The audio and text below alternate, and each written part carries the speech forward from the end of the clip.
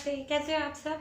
मैं स्वागत करती हूँ आपका मेरे YouTube चैनल पे जिसका नाम है 24 बायोलॉजी। मैं हूँ निधि मित्तल एंड मैं आप सबको थैंक यू बोलना चाहती हूँ जिन्होंने भी मेरे चैनल को सब्सक्राइब किया, लाइक किया और शेयर किया। Thank you so much. अब मैं आपके पास स्टडी करने लगे हैं फंजाई। ये हमारा लेक्चर 3 है फंगस किंगडम का। क्लास 11th का टॉपिक है, बट 11th के साथ साथ ये नीट का भी टॉपिक है, नो डाउट। ओके, तो अब हम पढ़ेंगे इसमें ग्रुप्स ऑफ फंगस। हमने बेसिक पढ़ा था कि फंगस होता क्या है, अब हम पढ़ेंगे ग्रुप ऑफ फंगस। फंगस को बेसिकली 4 ग्रुप्स में डिवाइड किया है। We categorise them in 4 groups. Okay, first group is phycomycetes. Phycomycetes, ये माइसिटीज, मायो वर्ड जो है, माइसिटीज वर्ड जो है वो फंगस के लिए स्पेसिफिकली यूज किया गया है। Phycomycetes. Second one is ascomycetes.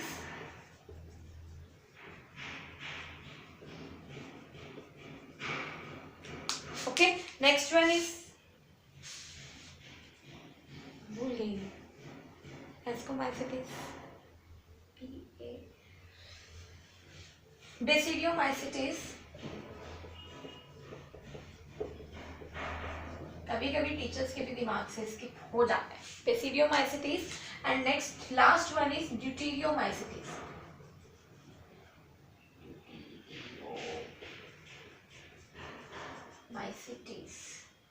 ठीक है, जिसमें हम लोग क्या करेंगे, सबसे पहले फाइकोमाइसिटीज के बारे में पढ़ेंगे। अब देखो जी, ये क्या है, सबसे पहला है, तो सबसे पहला जो होता है ना वो सबसे अलग होता है।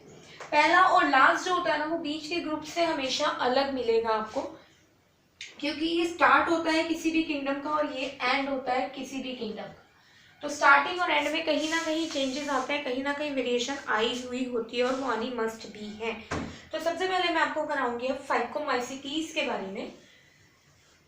धीरे धीरे हम इसके एग्जाम्पल्स भी करेंगे। सबके एग्जाम्पल्स बहुत इंपॉर्टेंट है, एनसीईआरटी के अकॉर्डिंग भी, नीट के एग्जाम के पॉइंट ऑफ व्यू से भी बहुत इंपॉर्टेंट है। ठीक है जी, तो सबसे पहले मैं आपको करवाऊंगी फाइकोमाइसिटीज।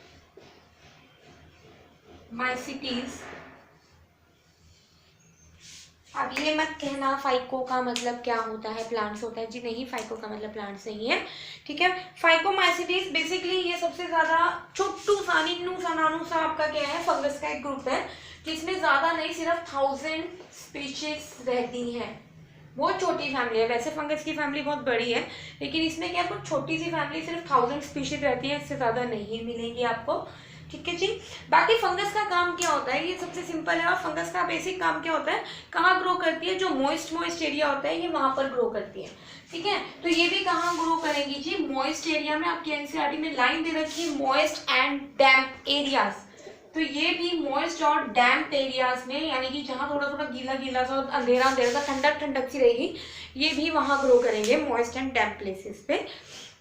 ओके, जनरली जो इनकी रिप्रोडक्शन होती है, रिप्रोडक्शन तो होती है इनकी, चलो एसेक्सुअल, लेकिन ये साथ ही साथ क्या करते हैं, डेड एंड डिकेइंग, क्योंकि इसका मोड ऑफ न्यूट्रिशन क्या सैप्रोफिटिक है, ये दूसरों के ऊपर फीड करते हैं, लिविंग पे भी फीड करते हैं, डेड पे भी फीड करते हैं और सिम्बायोटिक भी है। आपको 3 करवाए थे, तो सबसे पहला मेंबर है तो सबसे पहले ही मोड ऑफ न्यूट्रिशन शो करेगा, और वो मोड ऑफ न्यूट्रिशन कौन सी है, सैप्रोफिटिक, यानी कि डेड एंड डिकेइंग ऑर्गेनिज्म के ऊपर सर्वाइव करना। तो ये क्या करेंगे, डेड एंड डिकेइंग ऑर्गेनिज्म के ऊपर, ऑर्गेनिज्म भी रादर ये कह सकते हो कि प्लांट या ट्रीज की जो बार्क है उसके ऊपर बड़े आराम से ग्रो करते हुए आपको ये मिलेंगे। ठीक है जी, अब इनकी जो रिप्रोडक्शन है, जनरल केसेस में, फेवरेबल केसेस में इनकी रिप्रोडक्शन एसेक्सुअल रिप्रोडक्शन, इन्हें एसेक्सुअल रिप्रोडक्शन करने में बड़ा मजा आता है। क्यों आता है इनको एसेक्सुअल रिप्रोडक्शन करने में मजा, सिंपल है यार, बड़ी जल्दी हो जाती है। ठीक है, आपने पढ़ा होगा ना कि बडिंग हो रही है, एक छोटा सा ये है ईस्ट, इसमें से और बर्ड्स बन रही है यार, 1 मिनट में 1 सेकंड में कितनी सारी कॉपीज बन जाती हैं, इनको ज्यादा मेहनत करने की जरूरत नहीं पड़ती। और ये छोटे से हैं, आलसी एक नंबर के, इन्हें ज्यादा मेहनत की जरूरत नहीं, अपना खाना भी खुद नहीं बना रहे, दूसरों के ऊपर डिपेंड है।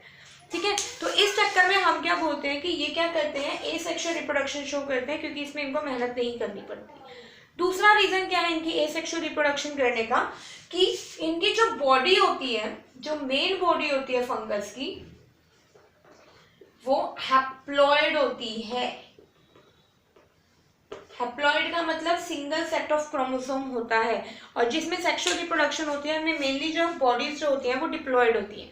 अब कंफ्यूज मत होना कि हैप्लॉइड किस केस में हो गई और डिप्लॉइड किस केस में हो गई। सी हैप्लॉइड डिप्लॉइड जो एनिमल हैं, जो हम लोग हैं, जो एनिमल किंगडम के अंदर मेंबर्स आते हैं, सबकी जो बॉडी है वो डिप्लॉइड बॉडी है। और अगर हम प्लांट किंगडम की बात करो तो प्लांट के अंदर जो बड़े बड़े से प्लांट हैं उनकी तो डिप्लॉइड है, लेकिन जो छोटे छोटे से छुटकू छुटकू जैसे एल्गी वगैरह हो गए उनकी जो मेन बॉडी है वो कैसी है, हैप्लॉइड है। और ये प्लांट से पहले वाला किंगडम है, थर्ड किंगडम है ये आपका किंगडम फंजाई, प्लांट से पहले वाला किंगडम है।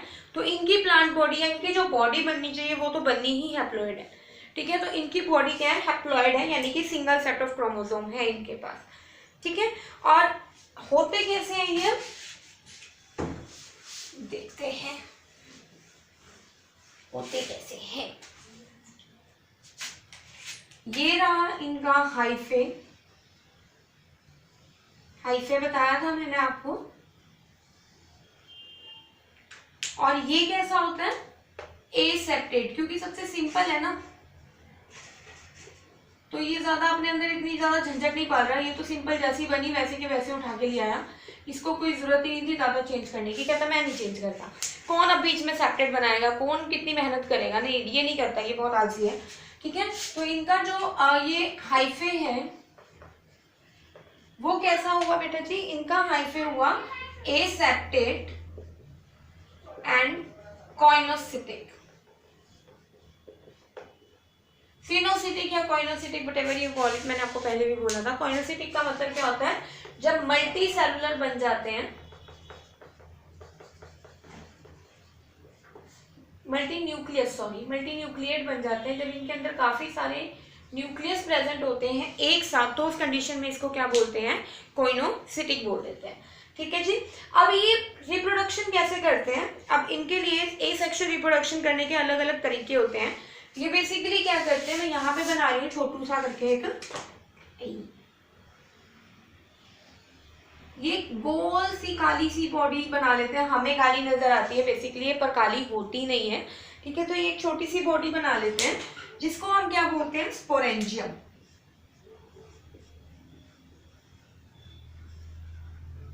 क्या बोलोगे इसको आप, स्पोरेंजियम। स्पोरेंजियम कुछ नहीं होता जी, स्पोरेंजियम होता है जहां पे स्पोर्स प्रोड्यूस होते हैं, ठीक है। स्पोरेंजियम कुछ नहीं होता, स्पोरेंजियम होता है जहां पर स्पोर्स प्रोड्यूस होते हैं, उसको बोलोगे आप स्पोरेंजियम। अब इनके स्पोर्स होते कैसे, देखो इसके अंदर क्या होते हैं, काफी सारे ऐसे, मैं थोड़ी ही बना रही हूँ, मैं टेढ़ी सी हो जाऊंगी। ये रहे इनके स्पोर्स, पूरा भरा हुआ होता है, और इनके स्पोर्स बेसिकली कुछ नहीं होते, स्पोर्स के अंदर एक न्यूक्लियस होता है और दूसरा उसका साइटोप्लाज्मिक कंटेंट होता है, बस ये होते हैं इनके स्पोर्स, ठीक है। ये हो गया स्पोरेंजियम। स्पोरेंजियम क्या होता है, जहां पर स्पोर्स प्रोड्यूस होंगे उसका क्या बोलोगे आप, स्पोरेंजियम। क्या होगा जब ये पूरा भर जाएगा बेटा जी, अब पूरा भरने के बाद ओवरलोड हो गया, भर गया, भरने के बाद तो फटेगा, तो ये क्या होगा, यहाँ से रप्चर हो जाएगा, ठीक है। और इसमें से जितने भी स्पोर्स हैं वो अलग अलग जगह जाके बिखर जाए, ठीक है, लाइक दैट, ऐसे ये बिखर गए।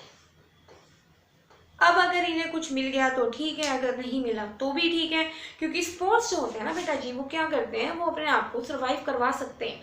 अगर उन्हें कोई कंडीशन मिल गई तो वो उस बॉडी के ऊपर, कंडीशन का मतलब कोई अगर बॉडी मिल गई उन्हें जिनमें वो सर्वाइव कर सकते हैं, सपोज कि यहाँ पे आपने एक ब्रेड का पीस मिल गया या एक रोटी का टुकड़ा मिल गया या कुछ भी लीफ मिल गई प्लांट का, कुछ भी मिल गया, तो ये क्या बन गया, इसका सबस्ट्रेट बन गया या इसका फूड बन गया।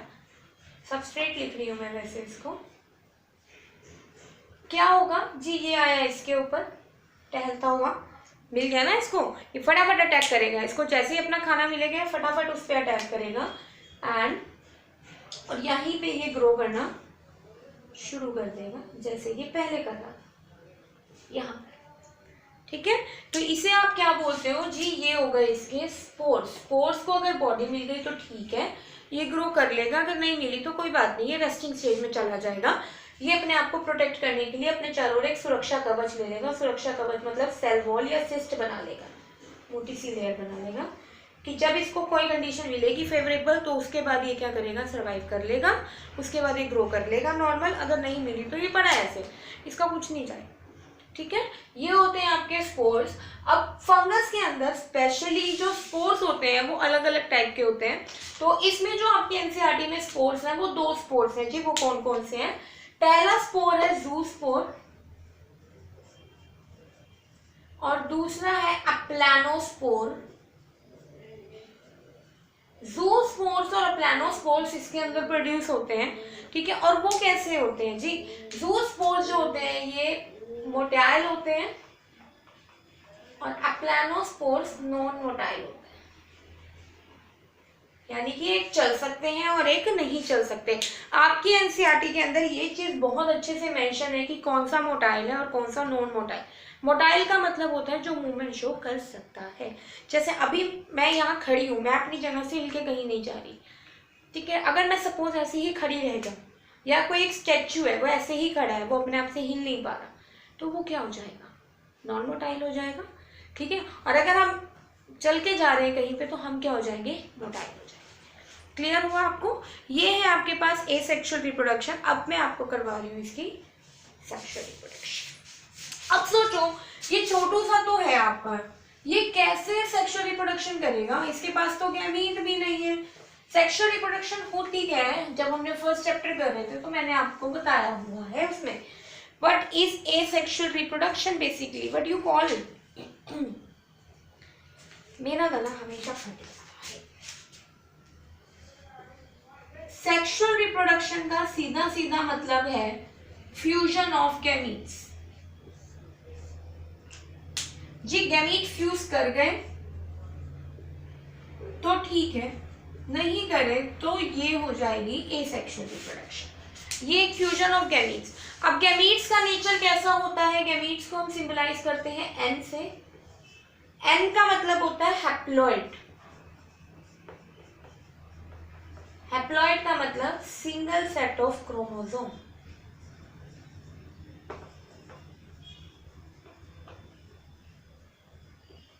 इसके पास तो क्रोमोसोम ज्यादा है ही नहीं, सिंगल सेट है। मान लो कि 12 थे तो 12 ही है, 24 नहीं है। ठीक है, हैप्लॉइड का मतलब सिंगल सेट है।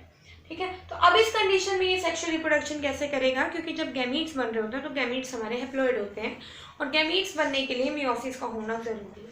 ये तो पहले ही बेचारे हैप्लॉइड है। अब हैप्लॉइड को भी अगर हम और हाफ करेंगे तो दिक्कत नहीं हो जाएगी?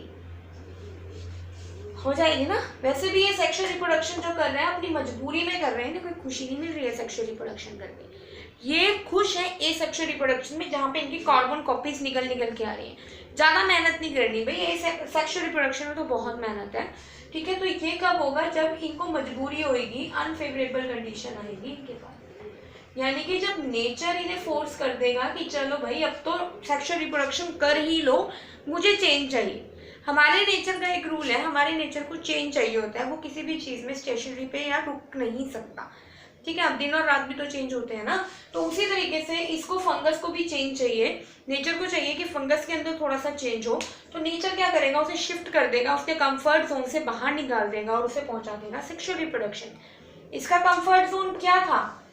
ये था एसेक्सुअल रिप्रोडक्शन। और अनकंफर्टेबल जोन क्या है इसका?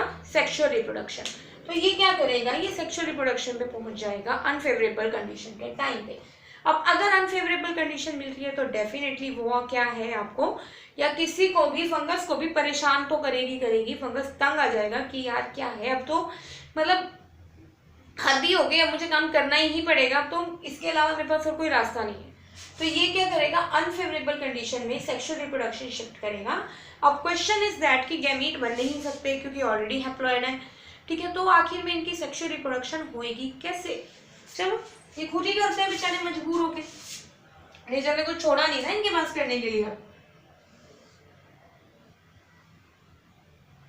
ये एक माइसीलियम हो गया एक फंगस का, ये पड़े हैं अंदर काफी सारे न्यूक्लियस। ठीक है, और ये हो गया दूसरी फंगस का माइसीलियम। फंगस अलग अलग होनी चाहिए, ऐसा नहीं होगा कि एक ही होगी, डिफरेंट डिफरेंट हाइफे होंगे अलग अलग फंगस के, ठीक है। ये फर्स्ट, ये सेकेंड। अब ये बेचारे न्यूक्लियस जो हैं ये ऑलरेडी हैप्लॉइड है, ये जो अंदर न्यूक्लियस पड़े हैं ये कैसे हैं, ऑलरेडी हैप्लॉइड है। अब इनके पास कोई चांस नहीं है कि ये हैप्लॉइड होंगे, तो ये क्या करेंगे, अब इसी में कुछ ना कुछ गुजारा करेंगे अपना। जुगाड़ू है ये भी, जैसे हम लोग जुगाड़ू बनते हैं उसी तरीके से ये भी जुगाड़ू ही हैं, ठीक है। और ये क्या करेंगे, अपना ये न्यूक्लियस आगे बढ़ाने की कोशिश करेंगे। न्यूक्लियस आगे किस कंडीशन में बढ़ेगा, जब इनकी बॉडी थोड़ी सी आगे बढ़ जाएगी इस तरीके से, ये, ठीक है। दूसरे वाला भी ऐसे ही करेगा।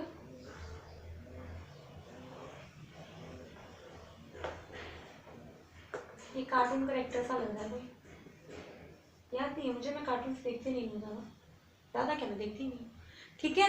तो अब ये क्या करेगा, बीच में कोई एक स्ट्रक्चर सा बना लेगा। देखो इन दोनों ने अपने अपनी इस लूप को आगे की तरफ बढ़ा लिया। अब ये क्या करेगा, एक स्ट्रक्चर बना लेगा बीच के अंदर, बीच में ऐसे, हो गया। और ये बदले में क्या करेगा, अपने अपने न्यूक्लियस इसके अंदर शिफ्ट करा देगा। ये लो जी, दूसरे भी आ जाएंगे इधर से, ये भी बनाऊंगी मैं बड़ा, ठीक है।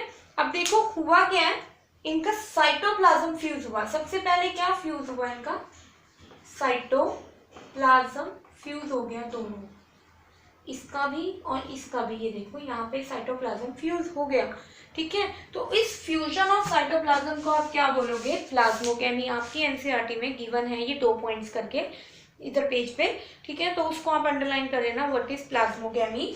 प्लाज्मोगेमी का मतलब होता है जी fusion of gamete, sorry fusion of cytoplasm. Plasmogamy मतलब फ्यूजन ऑफ साइटोप्लाज्म, फ्यूजन जुड़ गया साइटोप्लाज्म। और ये क्या बना दिया बीच में, सेक्सुअल रिप्रोडक्शन का रिजल्ट हमेशा क्या निकलता है, जायगोट बनता है। जब भी दो गैमीट्स आपस में फ्यूज करते हैं तो वो क्या बनाते हैं, जायगोट बनाते हैं, ठीक है। तो इसका भी रिजल्ट आखिर में जायगोट ही बनेगा। लेकिन और इस जो ये पाउच सा बना है, जो ये बीच में स्ट्रक्चर सा बना है, इसको बोलोगे जाइगोस्पोर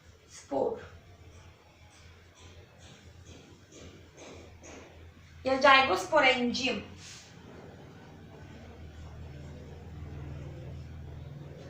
ठीक है। जाइगोट, इसमें क्या प्रोड्यूस होगा, जाइगोस्पोर। हम जाइगोट लिख नहीं सकते, नहीं तो हम जाइगोट लिख देते हैं, क्योंकि वो इनका कैरेक्टर नहीं है, वो हम प्रॉपर्ली जब हमारे हैप्लॉइड न्यूक्लियस यूज करते हैं तब बनता है, ठीक है। अब मैं क्या कर रही हूँ, ये वाला स्ट्रक्चर बना रही हूँ बीच में, जो मैंने जाइगोस्पोरेंजियम बनाया था। चलिए देखो, अब यहाँ पे क्या होगा, न्यूक्लियस आपस में फ्यूज करेंगे। अब न्यूक्लियस कब तक एक दूसरे से दूर रहेंगे, जब साइटोप्लाज्म जुड़ गया, ठीक है। इंटरैक्ट तो करना ही पड़ेगा। लो जी, ये हो गया, ठीक है। ये फ्यूजन हो गई न्यूक्लियस की, फ्यूजन ऑफ हैप्लॉइड न्यूक्लियस। लो जी, हैप्लॉइड न्यूक्लियस जुड़ गए तो इसका क्या मतलब हुआ, इसका मतलब क्या हुआ, सेक्सुअल रिप्रोडक्शन हो गई, गैमीट्स बन गए, गैमीट्स जुड़ गए आपस में, ठीक है। और इस कंडीशन को हम क्या बोलते हैं, क्योंकि न्यूक्लियस फ्यूज कर दिया तो इसको हम बोलते हैं कैरियोप्लाज्म, कैरियोप्लाज्म। ये भी दिया हुआ है आपको। और जो ये स्टेज थी जिसमें दोनों न्यूक्लियस एक साथ थे, उस स्टेज को बोलते हैं डाइकैरियन। ये एनसीईआरटी में मार्क दिया हुआ है, plasmogamy, karyoplasm and dikaryon stage. ये बहुत इंपॉर्टेंट स्टेजेस हैं, ये आपको पढ़ के याद रखनी है, ठीक है। अब ये क्या करेगा, ये जो आपका गैमीट बना है ये अब बन गया 2n, ये सारे अब 2n हो गए, क्योंकि एक n एक यहाँ से आया, एक n यहाँ से आया, जुड़ के बना दिया इन्होंने 2n। अब क्या, अब बेचारों को फिर से डिवीजन करनी पड़ेगी। अब 2n तो प्लांट बॉडी है ही नहीं फंगस की, मैंने बताया था फंगस की बॉडी कैसी है, हैप्लॉइड है, पूरी की पूरी बॉडी हैप्लॉइड है, डिप्लॉइड कंडीशन में बर्दाश्त ही नहीं करेंगे ज़्यादा देर, ठीक है। तो अब ये जाइगोस्पोरेंजियम जो होगा ये फटेगा, टूटेगा ये भी, क्यों, ये क्या बचेगा, ठीक है। तो ये क्या करेंगे, ये जो आपके जाइगोस्पोर्स हैं ये करेंगे मियोसिस,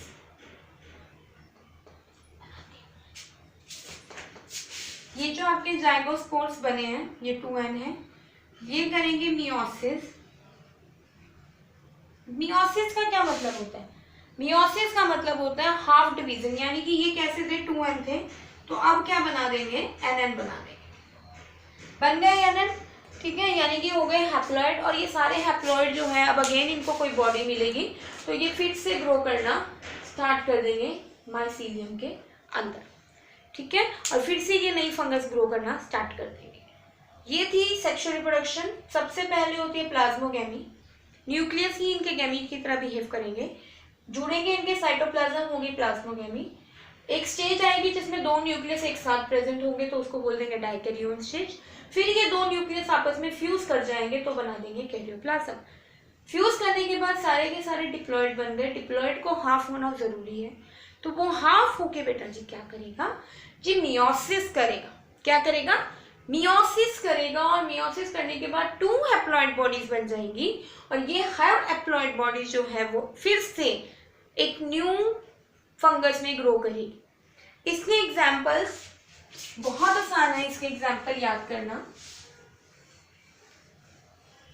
राम राम, ये राम राम करना पसंद करते हैं। एक तो सबसे पहला मेंबर है, ज्यादा चालाकी इनको आती नहीं है। दूसरा बेचारे के पास 1000 स्पीशीज सारी है, ठीक है। तो ये क्या करेंगे, ये राम राम बोलेंगे। ये इसका एग्जाम्पल याद करने का एक तरीका है, ठीक है। आर का मतलब हो गया राइजोपस, इसे ब्रेड फंगस या ब्रेड मोल्ड भी बोलोगे आप। ब्रेड के ऊपर जो काली काली सी दिखती है फंगी सी लगी हुई वो यही है, फंजाई फंगी बोल रही हूँ अभी, ठीक है। ये है एल्ब्यूगो, ओहो ये है पैरासिटिक, हाईली पैरासिटिक। ये तो प्लांट्स को छोड़ती नहीं है, खासकर मस्टर्ड पे मिलेगी ये आपको। इसकी लीफ, मस्टर्ड यानी सरसों की लीफ में मिलेगी, ये बड़ी गंदी सी होती है ये। इसका तो नेचर ही क्या है एल्ब्यूगो का, बड़े लड़ाका सा नेचर है। ये क्या करेगा, ये तो छोड़ेगा ही नहीं, ये कहेगा कि बस ये मस्टर्ड की पूरी लीफ को, पूरे प्लांट को खराब कर देगा, पूरी तरह से खा जाएगा उनको, ठीक है। और उसके बाद नेक्स्ट आती है एम से क्या मतलब होता है म्यूकर, ये भी ब्रेड फंजाई है आपकी, ये भी ब्रेड के ऊपर ही ग्रो करती है, ठीक है। याद करना बहुत आसान है, एग्जाम्पल्स बहुत ही इजी वे में याद ही हो जाएंगे, ठीक है। आई होप आपको ये टॉपिक अच्छे से समझ में आ गया। मैं आपको कल करवाऊंगी इसकी 2nd क्लास एस्कोमाइसिटिस, ठीक है। हो सकता है कल ही हम 3री क्लास भी कवर कर लें, बेसिडोमाइसिटिस, डिपेंड करता है, ओके। तो टिल देन आप पढ़ते रहिए, हंसते रहिए, खेलते रहिए, मुस्कुराते रहिए, please successful all the very best.